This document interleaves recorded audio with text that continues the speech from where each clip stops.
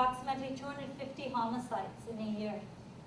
And 41% of them committed by youth. Some very scary statistics. But what's the reason? Our youth is considered the backbone of society. When we think of the success of a nation, we say turn to the youth.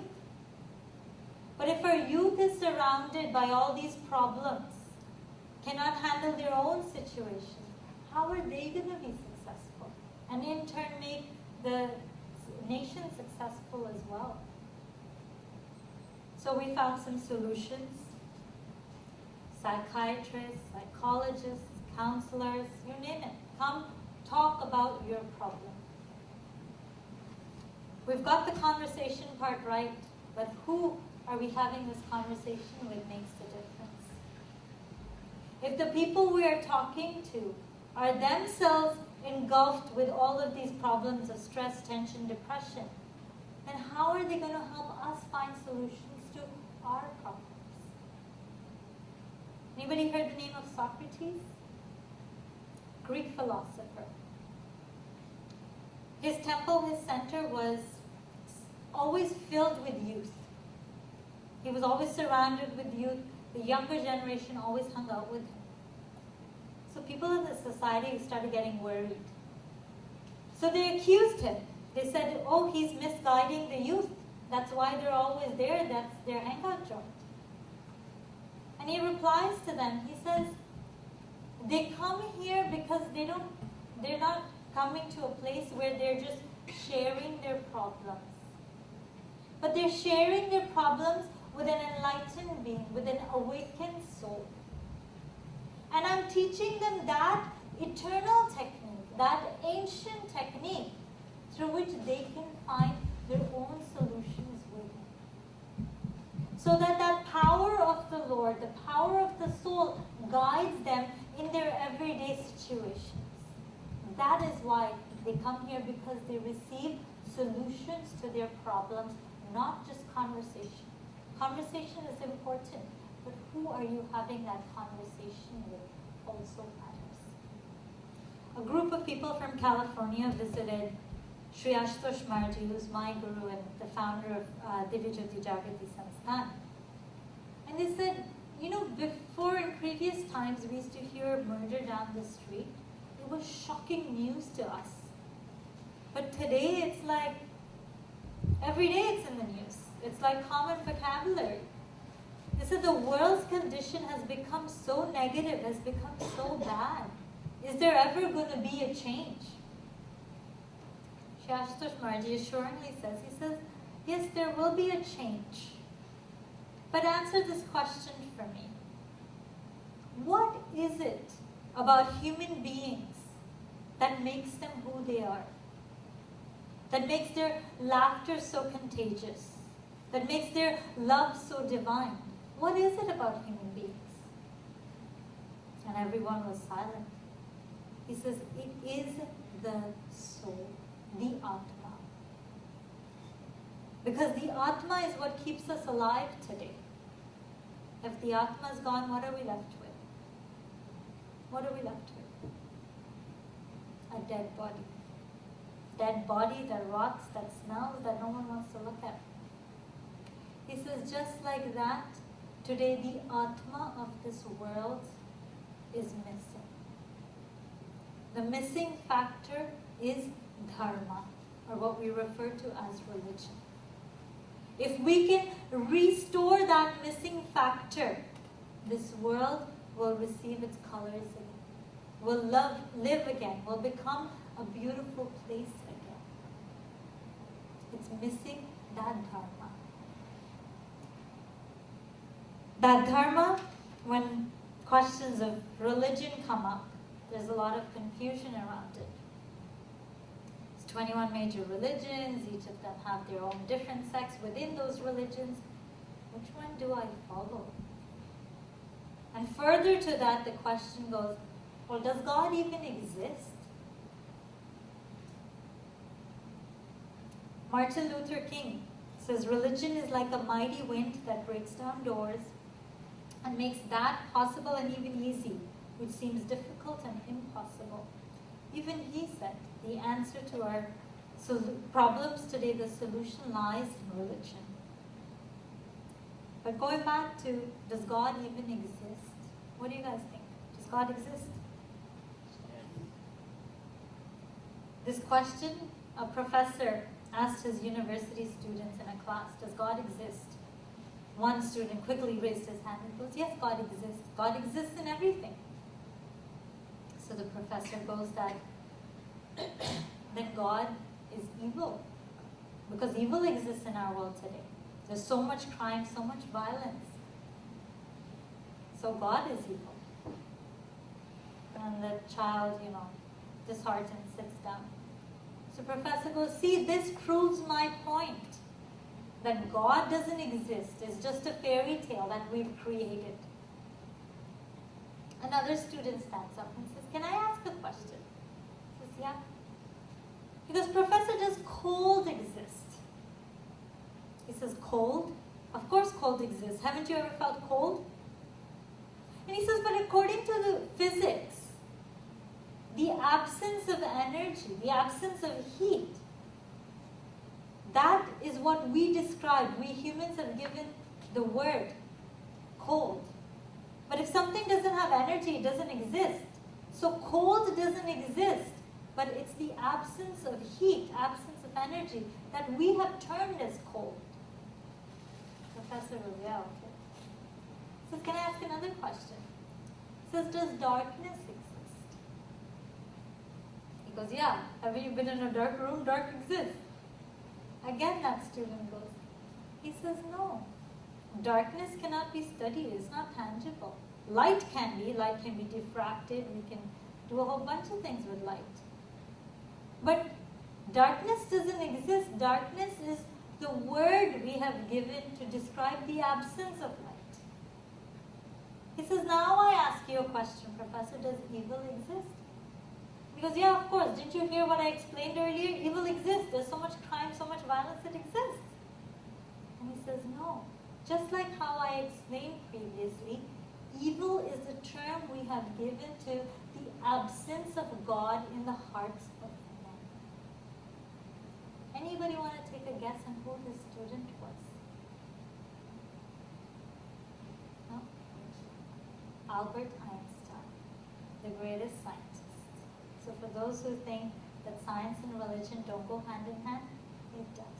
Even he proved the existence of God. But what is our concept of God? This big man up in the clouds, pulling the strings, knows exactly how we feel, what we're doing, right? Some of us may have heard stories of incarnations of God, Lord Rama's kathas, Lord Krishna, Jesus Christ, all these different incarnations of God, right? But what is your experience of God? Because that is what religion is. That is what dharma is. Dharam comes from Sanskrit dharam, to attain that truth. Religion comes from Latin, religere, meaning to reunite, to reconnect with that supreme power, with that supreme source that we have disconnected from. That is what true religion is. And Lord Krishna explains, this shlok that's up there is from the Gita. He explains what Sanatan Dharma. Sanatan Dharma we refer to as Hinduism, but Sanatan Dharma is what existed in the beginning of time before we started segregating ourselves into Hindus, Muslims, Sikhs, Christians, all of those. Before that, what existed was Sanatan Dharma. And he in very simple terms explains the meaning of what Sanatan Dharma means. He says that which is indestructible, incombustible, insoluble, unwitherable, unmodifiable, all-pervading, and everlasting. That soul is Sanatan. To know that soul is what religion is what true religion is. The core essence of all the scriptures, core essence of the Upanishads is Atmanam Vidhi, to know yourself, to know your soul. Socrates said, know thyself. You exist. You exist today because the soul is within your body. The connection to that soul is what true religion is, in true essence. And that is why Vivekananda said, if there is a God, you must see him. If there is a soul, you must perceive it. Otherwise, it's better to be an atheist than a hypocrite. Because if God exists, then why can't we see God? The fact is, we've complicated religion so much, we've complicated this concept of seeing God so much, that no one wants to even think about it anymore. But Lord Krishna says, Raj Vidya Raj Guhyam. He says this royal science, this knowledge which is the root of all knowledges, is to be realized through direct perception. And he says it is very easy. Susukham. He says it's so easy to practically experience this. A man came to Yoganand once and he says, you know, God exists in everything. But if I can't see God, how am I supposed to get value out of it? We get value out of the sun because we can see the light, we can feel the heat. We get value out of it, right? But how are you supposed to get value out of God if you can't see God? And Yoganand replies, he goes, if God exists in every particle, but I can't see God, then it's true. God is of no value to me. Why should I worship God then? Then let God be in every particle. What difference does it make if God exists or doesn't exist? Because if I can't see God, I can't have value out of it. But he further says, he says the truth is that God is only a matter of experience. Not of talk, stories, kathas, but is a matter of experience. The truth is to see that Lord within yourself. That is why Vivekananda described, when he gave the definition of religion, he says it is the practical realization of God. To practically see that truth within yourself. And our scriptures give us the ancient technique to see that truth within yourself, called Atam Gyan or Brahm Gyan. Brahm, the root is Bru, Sanskrit root meaning all pervading, and Gyan comes from the Sanskrit root Gya meaning to know. To know that all pervading. That is what the essence of dharma is, the essence of truth is. And from this knowledge, say we've got a plant. If I water the leaves and the branches, is that tree going to grow? Is that plant going to grow? No. We need to water the roots. Just like that, we're made in three parts: body, mind, and soul. We take care of our body, we fulfill the desires of our mind, but we've forgotten about our connection with the soul. Until we nurture that connection with our soul, we're not going to be successful individuals. We're not going to find that peace, that happiness that we're looking for in materialistic objects. To find everlasting peace, we need to connect to something that's everlasting, and that is our soul. Anybody heard the name of Shvetaketu? We heard it this morning too. His story comes in the Chandogya Upanishad. Young guy goes away to school, comes back after many years with all this knowledge he's gained. And he's boasting about it, he's so proud that he's so well learned and stuff. So his father realizes that, you know what, Shvetaketu has not learned anything that's worth learning. So he says, he calls his son. He goes, have you attained the knowledge of that through which you can hear what cannot be heard? Through which you can know the unknown? Shvetaketu is confused. He goes, I'm sure if my teachers, if my gurus had this knowledge, they would have taught it to me. But what is this knowledge that you speak about? I've never heard of it. So his father says, go bring fruit. He brings the fruit, He says, break open the fruit. What do you see? He says, I see a seed. His father says, okay, break open the seed. Now what do you see? He says, nothing. Because from that nothing, that entire tree is standing. From that nothing, you exist. I exist. To know that is to know the unknown. Shatakat was confused. He goes, okay, let me explain. He says, bring a glass of water. Put some salt in and mix it up. He does it. He goes, okay, now give me the salt back. He says, I can't give it back to you. It's mixed in the water. He says, okay, take a sip of the water. What does it taste like? This is salty. He says, okay, pour half of it out. I want you to take a sip from the middle of the glass. He says, okay, he takes a sip. What does it taste like? He says, it's salty. He says, okay, now pour almost all of it out. Take the last drop of water. He takes it. He goes, what does it taste like? It goes, salty. Because you can't see the salt, but the essence, you can taste it. You can experience it. Because just like that, God exists in everything, but needs to be experienced, needs to be seen within yourself. That is the technique of Brahmagyan, this ancient technique that's been taught from the beginning of time. In olden times, when kids used to start going to school, they started with a procedure called Upanan Sanskar. Maybe some of you have heard of the term. The tradition has carried on, but the actual process hasn't.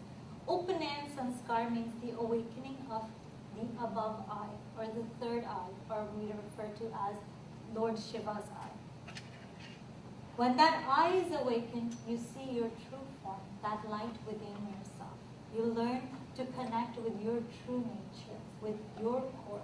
And the more you connect with yourself, the more you start to find those solutions within yourself to your everyday problems. This knowledge that Lord Krishna refers to as, is from this knowledge all the other knowledges came out. It is this knowledge that the rishis of olden times had, through which they wrote the Vedas. The Vedas are spiritual experiences, or what they saw in their visions is what they penned down. When we think of gravity, who do we think of? Gravity. Come on, guys. Love. Newton? Newton. Bhaskacharya discovered the law of gravity 500 years before Newton. Pythagoras theorem, I'm sure you all know that. Rishi Bodhayan had penned this theorem down many, many years before Pythagoras came around. Acharya Shushrat was known as the father of surgery. Today, we think science has advanced so much. We do transplants, heart, kidneys, liver transplants. We're still limited between humans. He did transplant between animals and humans, the head of an elephant and Lord Ganesha. When we think of aeroplanes, who discovered the aeroplane? Wright brothers. Acharya Bharadwaj wrote a scripture, Yantra Sarvasva, that talks about aeroplanes that travel from one place to another, from one planet to another, from one universe to another. And these airplanes didn't need fuel to travel. They traveled through the power of mind. That is what Ravan used when he kidnapped Sita, was one of his airplanes. So the science today has not even scratched the surface of the science that these rishis, they didn't learn from the outside, but it was revealed to them from the inside when they connected with the source, when they connected with that supreme power. And if we look at Max Muller, who's a German philosopher, he says, if I were asked under what sky the human mind has most fully developed some of his choicest gifts, has most deeply pondered on the greatest problems of life, and has found solution, I should point to it.